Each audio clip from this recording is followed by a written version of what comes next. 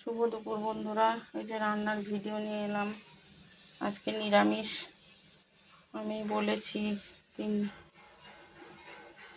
দিন নিরামিষ করতে, তারপরে হলো রবিবারে আবার মাছ মাংস যা হবে। এতদিন ধরে ভাল লাগছে না মাছ মাংস। এই যে ভাত আগে বলে নি, এখানটায় একাদশী বলে মাসি বেগুন ভাজা, এর ভেতরে পরোটা করা আছে। এটা আর খুলছি না, পরোটাটা খুলতে পারবো না আমি এক হাত দিয়ে।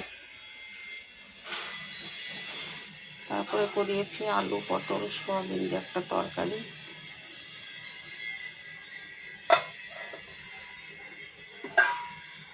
এখানে রয়েছে বেগুন ভাজা আর কুমড়ো ভাজা।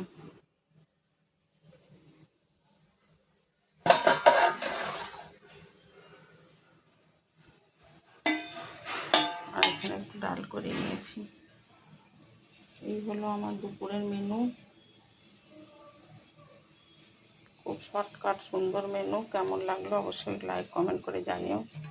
ভালো লাগলে শেয়ার করে আমার পাশে থেকো। শুভ দুপুরের অনেক অনেক শুভেচ্ছা ও ভালোবাসা নিও।